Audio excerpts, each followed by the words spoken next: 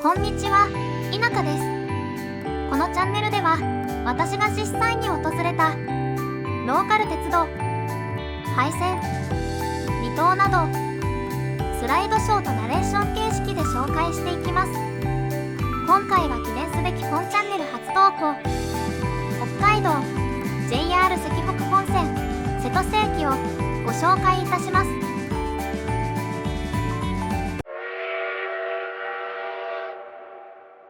瀬戸瀬駅は北海道紋別郡遠軽町にある駅で、1927年石北東線の駅として開業しました。もともと石北本線こと石北線は1922年に新旭川駅から建設が始められ、1927年に当時湧別線として開業済みだった遠軽駅からの建設も始まり、1932年に中越から白滝駅の区間が開通したことで、新旭川から中越駅の石北西線と遠軽から白滝駅の石北東線が結ばれ、さらに当時湧別線だった遠軽から北見駅を編入し、今の石北本線になりました。とまあ話を戻して、そんな瀬戸瀬駅ですが、2025年度のダイヤは旭川方面が3本、遠軽方面が2本と非常に寂しいダイヤになっています。2025年3月のダイヤ改正までは上下各3本ずつありました。一昔前まで4往復あった列車は2016年のダイヤ改正で一気に2往復まで半減。ところがこの手の駅では珍しく、2019年のダイヤ改正で1往復増便されました。ただそれも長くは続かず、2025年では特急大雪の代わりに設定された特別快速が1本だけ止まるようになったものの、夜の遠軽行きが1本減便されてしまい 2.5 往復になってしまいました。そんな瀬戸瀬駅の乗車人員は1978年では50人でしたが、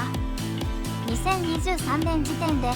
1.4 人まで減ってしまっています。石北本線ではつい最近までも上白滝駅や生野駅といった利用者数の少ない駅が存在しましたが、いずれも廃止されてしまい、現在は瀬戸瀬駅が最も利用者数の少ない駅となっています。実は瀬戸瀬駅は稲牛駅と新栄野駅という2つの駅に挟まれていましたが、稲牛駅は1990年、新栄野駅は2006年に廃止されてしまいました。写真は稲牛駅跡で矢印の方向に駅があったと思われますが、すでに原野に帰っていてとても駅があったとは思えません。ということで瀬戸瀬駅はもともと利用者数が少ない駅ではありましたが、他のより利用者数が少ない駅が廃止されてしまったことで、現在石北本線の中で最も廃止される可能性が高い駅になってしまいました。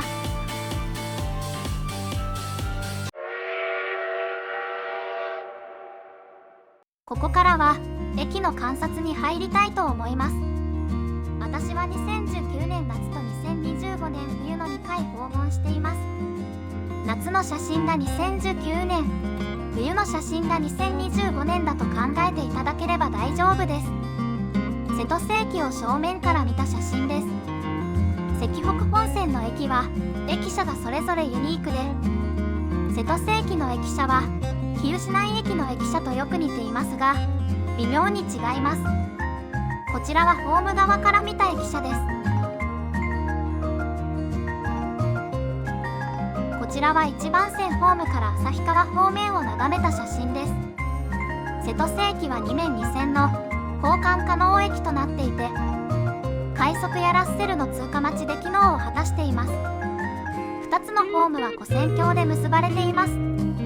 こちらは跨線橋の中の写真です。跨線橋から旭川方面をパシャリ。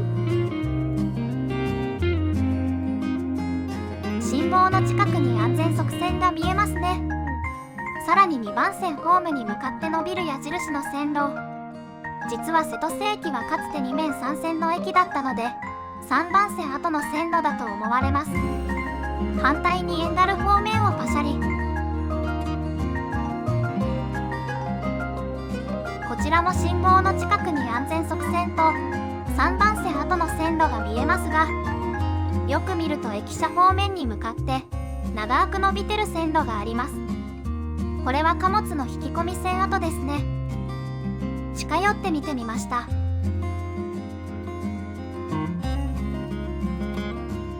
1番線ホームから、すみません、あまり良い写真がありませんでした。1番線ホームから旭川方面、同じく1番線からエンガル方面、3番線跡を眺めてみましたが、草木が生い茂って全く分かりません。先ほどもちらっと映しましたが、瀬戸瀬駅の駅名標です。かつての稲牛駅と新栄の駅は廃止からだいぶ経っているので、駅名標は新しくなっていて形跡もなくなってしまいました。こちらは放浪駅名標。駅舎に入ってみましょう。駅舎の中には可愛いベンチが4席、そして駅ノートとなぜかスプー。こちらは運賃表です。靖国駅付近に違和感があるのは、かつて生田原駅との間に生野駅があり、2021年に廃止されてしまったので、上からシールで覆った形になります。こちらは先ほどもお見せした時刻表です。交換駅のため除雪作業員の待機場所もありました。ただ常駐しているわけではないようです。冬季は除雪作業員も募集中。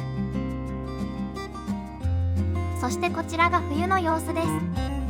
す。しんしんと雪が降っていました。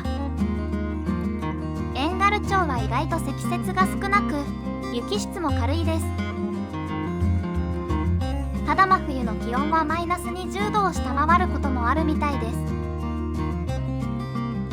雪の中列車がやってきました。17時18分発、白滝行きです。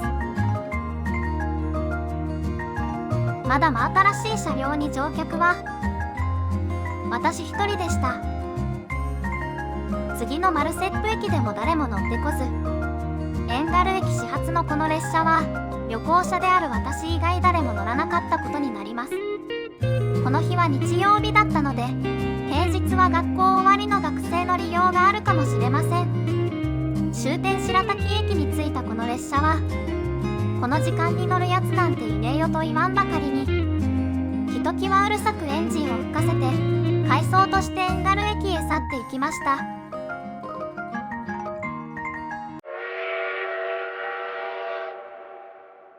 さて、そんな瀬戸瀬駅の周辺をご紹介したいと思います。こちらは1978年頃の航空写真です。この頃はまだ貨物取り扱いがあるので、先ほど紹介した草に埋もれた側線が現役です。駅前にも家屋がたくさんあり、さらに駅から少し離れた東側にも集落が形成され、小中学校も見えることから、駅の利用者は今よりずっと多かったことが予想できます。1978年の瀬戸瀬駅乗車人員は50人だったそうです。さて、そんな瀬戸瀬駅の現在の周辺状況は、まだ集落としての体は保っているものの、駅前のストックヤードや多くの家屋は原野に帰してしまいました。東側の集落も十字路付近の家屋は消失。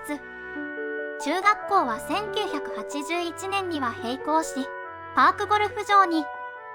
残った小学校もついに2021年に閉校となりました。こんな感じなので当然辺りに飲食店や商店は見当たらず、駅前にかろうじて自販機が1台あるのみです。さて、電車の本数の少なさは先ほど紹介した通りですが、実は遠軽駅からバスも出ています。遠軽町が運行する公営バスで、遠軽町役場からマルセップ駅までを結ぶ遠軽マルセップ線です。こちらは2023年のダイヤで毎日4往復運行されており、合わせて利用することで列車本数の少なさをカバーすることができます。さらに瀬戸瀬駅訪問で使える系統がもう一つあります。遠軽町役場から瀬戸瀬温泉までを結ぶ瀬戸瀬温泉線です。瀬戸瀬温泉は瀬戸瀬駅から約10キロほど南にある温泉宿で、レトロな雰囲気が人気です。素泊まりのみでお値段なんと5000円。日帰り入浴は700円です。だいぶ老朽化が進んでいるので私も早めに泊まりに行きたいです。少し話はそれましたが、瀬戸瀬温泉線は瀬戸瀬駅前までは乗り入れしないものの、瀬戸瀬小学校バス停で降りて徒歩で訪問することができます。日曜日の朝の1便は運休ですのでご注意ください。両隣駅が廃止されたこともあって、遠軽駅からは 11.5 キロ、マルセップ駅からは 8.1 キロありますので、徒歩での訪問を考えている方はご注意ください。自転車を使う場合は白滝駅から遠軽駅にかけてずっと標高が下がっていますので、白滝駅方面からの訪問がおすすめです。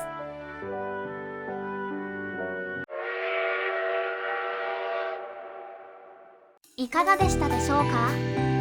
バスもありアクセス難易度はそれほど高くない瀬戸瀬駅ですが、利用者数が少なく、いつ廃止されてもおかしくないので、早めのご訪問をおすすめします。こんな感じで鉄道や離島のご紹介、移動に関するちょっとした裏技やコラムなども動画にしていければと思いますので、チャンネル登録していただけますと嬉しいです。それでは次の動画でお会いしましょう。ご清聴ありがとうございました。